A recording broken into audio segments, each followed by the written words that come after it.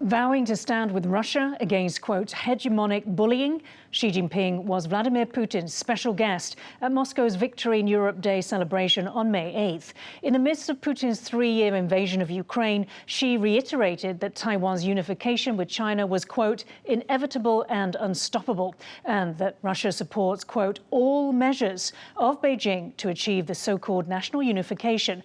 What signals is Xi Jinping sending the world on this important anniversary? Hello and welcome to Taiwan Talks. I'm Yin Khvat. Joining us today are Julien Oeuillet, IPON, Indo-Pacific Open News founding editor and Radio Taiwan International, host of Taiwan versus the World. Also, we have Chiayu Tung, KMT International Department Assistant Director. A very warm welcome to both of you on the show today. Ahead of Xi Jinping's visit to Russia for Victory in Europe Day, he thanked Russia for its support for, quote, all measures of the Chinese government to achieve so-called national reunification. Writing in Russia's state-run Rossiyska Gazeta newspaper, he said, this year also marks the 80th anniversary of the restoration of Taiwan. Taiwan's restoration to China is a victorious outcome of World War II and an integral part of the post-war international order. Julien, let me come to you first.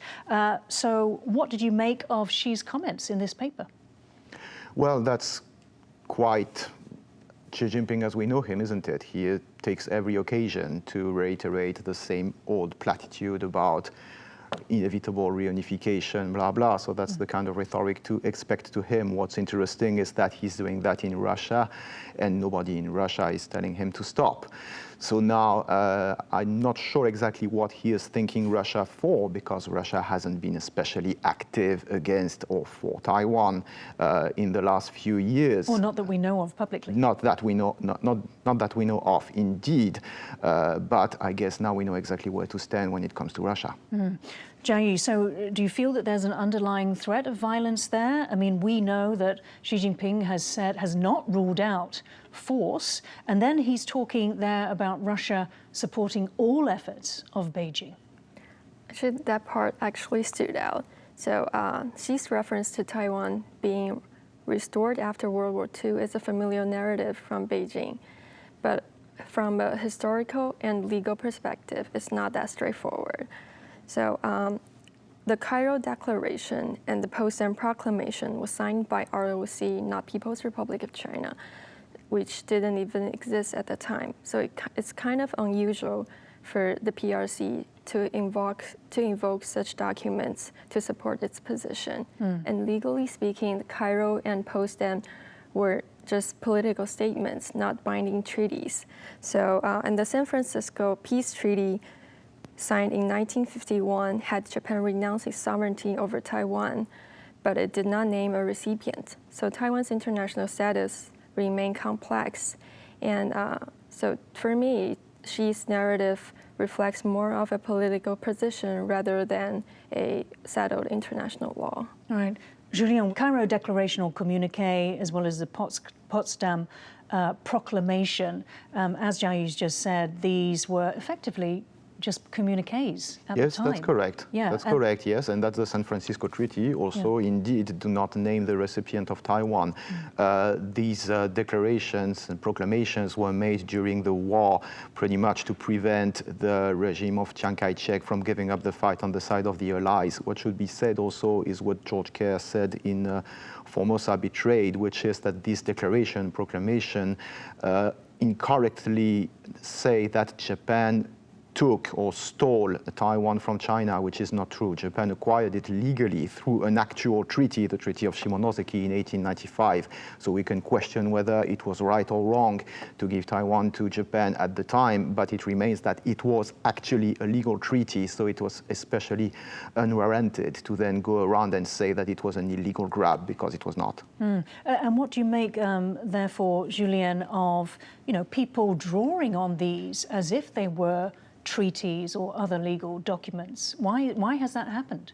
Well, again, this is typical of what the PRC under Xi has been doing, which is to distort fact, to use approximation, and in general to think that we are too stupid to realize that they are distorting facts. But as you can see, well, if they want to play legal warfare, we can play legal warfare as well. What's interesting also is that at the time when the Cairo Declaration, Potsdam Proclamation were made for the benefit of Chiang Kai-shek, at the time Mao, who was the head of the communist faction, was talking about independence for the Formosans. So it's the same with the UN resolution, that now finally the rest of the world is fighting back on that and reminding them that no, it doesn't say anything about the status of Taiwan, because, well, again, if they want to play legal warfare, you can play that game. Right.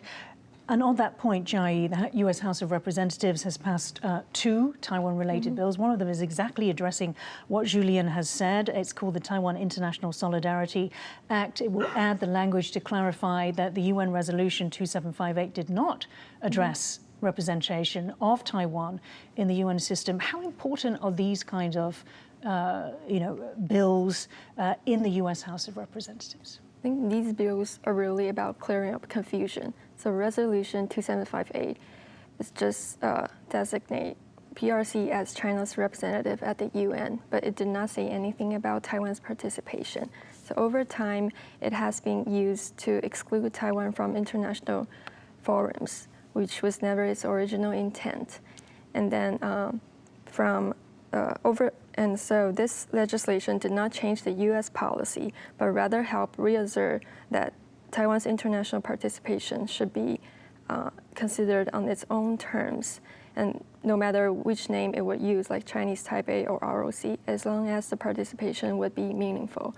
And I believe like Taiwan's contribution to the global issues like health, trade, as well as aviation would be meaningful and actually necessary to the global community. But at the same time, we should also recognize that Taiwan's international space should be expanded in a pragmatic and constructive way by earning trust, building partnerships, and most importantly, reducing unnecessary provocation. So I believe these kind of legislation just help by clarifying facts, and the long-term progress needs to come from steady and sustained diplomacy. Talking about trust there, Julien, does it reflect that there is strong and continuing support from US Congress despite, uncertainty over perhaps Trump's position on Taiwan? What needs to be said about the relationship between the United States and Taiwan is what I always say. The United States are not really friends of Taiwan. Again, if we quote George Kerr, it is the United States in the first place that put the Taiwanese people in the situation in which they are by giving it to the ROC. But what is true is that ever since, the United States have shared a common interest with the Taiwanese in keeping the People's Republic of China out of Taiwan, which is a big thing. So of course, we have been dealing with every successive American president in working on that joint interest. But at the end of the day, it has always been transactional. And Trump is just being much more upfront about it. But I personally don't delude myself. I believe every other president behind him was just being just as transactional. Including Joe Biden? All of them. Okay. And how do you read the support from Congress?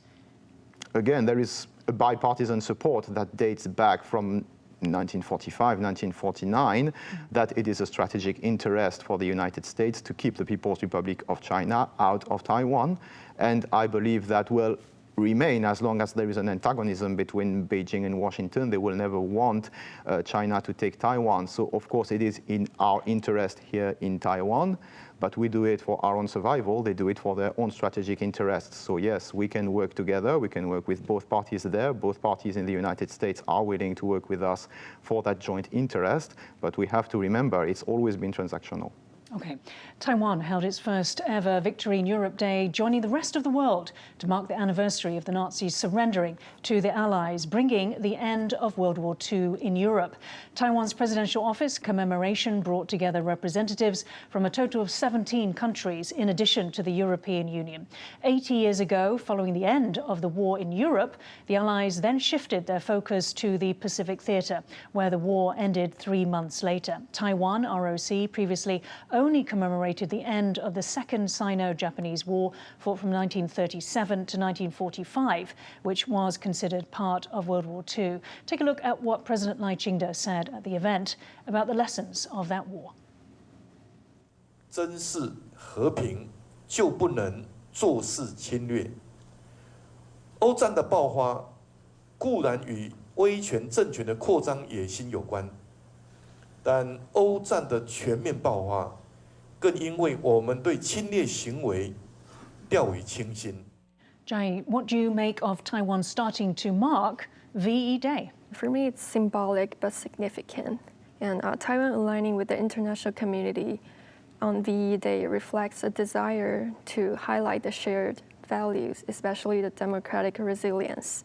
At the same time, it marks a shift. As you said, Taiwan had traditionally focused on the end of Second Sino-Japanese War. So this broader recognition suggests an intention to integrate more fully into the global post-war narrative. Okay, and Julien, war's wider spread had much more to do with a lack of vigilance towards acts of aggression.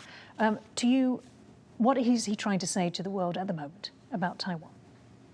What he is saying is that he has correctly understood what is the meaning of World War II and of the Nazi regime. What puts the Nazi regime one step up above even other dictatorships and totalitarian regimes was its nature, that at the core of Nazism was extermination, was eugenicism, was racism. And all of this was defined after the war at Nuremberg as crimes against humanity. So at the end of the day, it doesn't matter on which side your country was before 1945. It doesn't matter if here this island was under Japanese control. Probably, maybe some of our ancestors here in Taiwan were fighting on the side of the Japanese. It doesn't matter. What the Nazis have done was a crime against the whole of humanity. So it regards the entire humanity today. We have to remember that it was around 20 years ago, the then German Chancellor Gerhard Schröder was also invited to celebrations. I think it was for the celebrations around the Normandy invasion. And he was there even though he was a German, and he was speaking with the Allies because he correctly also understood that what was done was a crime against humanity. World War II is not about countries against countries. It's about humanity against inhumanity. If Mr. Lai understands that, then very good. And Chiayu, just sort of going back to what we discussed before, Xi Jinping's remarks about Taiwan and choosing to do that at the commemoration or the celebration of the end of World War II, is it particularly poignant also that Putin talked about the two of them standing up against fascism? Россия была и будет несокрушимой преградой для нацизма, русофобии, антисемитизма. Будет бороться с бесчинствами, что творят поборники этих агрессивных, разрушительных идей. Правда и справедливость на нашей стороне. Вся страна, общество, народ поддерживают участников специальной военной операции. Мы гордимся их смелостью и решительностью, той силой духа, которая всегда приносила нам только победу. Whilst also, as we had talked about, perhaps that tacit threat that Xi Jinping was communicating against Taiwan. It seems that it's designed to link China's claims over Taiwan to post-war Allied order, but the international legal and diplomatic community would view that as a selective interpretation. So Taiwan has been operating as a self-governing democracy, and its status continues to be shaped by international engagement and domestic evolution, not just by wartime declarations or their selective interpretation. Right. And Julien, we know that for Putin, he has tried to justify his invasion of Ukraine as being sort of anti-Nazi. If we were to talk about fascism and perhaps its comparison with either modern Russia or modern China today, what do you say? Are any differences or any parallels? Well, as I said, Nazism at its core was a racist and supremacist ideology. We have to remember it was the first aspect of his program that Hitler devised, that what distinguished him even from other nationalist movements at the time. The last line of his last will and testament that he wrote before committing suicide was urging world leaders to keep exterminating Jewish people. So it's at the core of this ideology. So let's ask ourselves the question here, which country right now holds supremacist views of its dominant ethnicity? Mm-hmm. Okay, let's go to another quote from Lai. So, as Julien rightly said, during World War II, Taiwan was colonized by Japan, so meaning that if Taiwan was on any side, it was the Axis side. In Lai's speech, he states the countries that were formerly Axis powers are now all 100% democratic, enjoying true peace and prosperity and respected the world over. Chiayu, I'd like you to comment on the points that Lai is making there. I believe the point was to highlight that even countries or regions with difficult past can eventually become democratic. That's certainly true in Taiwan's case, but I'd like to add that Taiwan's democratic transition did not happen spontaneously. It was the product of long-term institutional reform and political leadership. It's not the work of one party or one moment. It's a shared achievement built over decades, and we should continue to protect it with the spirit of pluralism and historical awareness, especially at this time, given the domestic context. And Julien, of course, that is something that Taiwan does desperately want to hold on to, isn't it? It's democracy. How they have voted, they do not want to be part of China. In the surveys after surveys, they hold on to the identity of being Taiwanese. Is he appealing for fellow democracies here to help to continue to support Taiwan, even though perhaps in a Trump era or Trump 2.0, which is different to the Biden era, this doesn't seem to have as much currency, perhaps? Well, you know, I don't want to attribute intentions to Mr. Lai as to the reasons why he is saying this. What is true is that beyond democracy, there is another concept that we don't talk about enough, and that's human rights. And at the end of the day, you can have democracy as much as you want. What you want especially is human rights. That's even more important, and in general, it is coterminous. But even democratic backsliding in democracies in the United States, in North America, or in Europe, or anywhere, even though democracy is being challenged by an increasingly high number of people, none of these people are actually challenging human rights seriously. People remain very attached to the right to their physical integrity, to their freedom of speech, etc., etc. There is a lot of confusion in the mind of voters. There is a lot of strange narratives, but at the end of the day, everybody wants human rights. Right. Let's go to the last question. KMT Chairman Eric Zhu is pushing back against criticism of his comparisons of President Lai Ching-te and Adolf Hitler during a KMT Central Standing Committee meeting. Zhu told the committee that what Lai has been doing to the opposition is what Hitler did during the reign of dictatorship in Nazi Germany. Zhu was speaking about the alleged forgery of signatures used by his opposition party, the KMT, in recall petitions against ruling DPP lawmakers. Both the German Institute Taipei and the Israel Economic and Cultural Office in Taipei criticized Zhu for using such an analogy. The German Institute said such comparisons were, quote, profoundly troubling. They said, we must state unequivocally, Taiwan today is in no way comparable to the tyranny of National Socialism. The institutions in Taiwan cannot and must not be likened to the instruments of terror employed by the Nazi regime. Hitting back against criticism, Zhu said, foreign governments should not become accomplices in the oppression of democracy or interfere in the internal affairs of other countries. Chiayu, let me come to you. What do you make of this incident? And especially, you know, this has made headlines, as you know, before VE Day. Yes, the broader concern Chairman Chu raised was about checks and balances in our system. There has been a public criticism over how certain legal investigations have been handled. But with that said, these kinds of comparisons are always sensitive, especially when it involves historical trauma. So first of all, I want to respectfully acknowledge that for many in Europe, especially for countries that suffered, references to that period carry deep historical and emotional weight. So we should always handle those comparisons with great care and precision. And Taiwan is a democracy, and within that framework, political tensions and criticism are part of the process. VE Day represents triumph of democracy and resistance to authoritarianism. And these are values that I believe all Taiwanese share.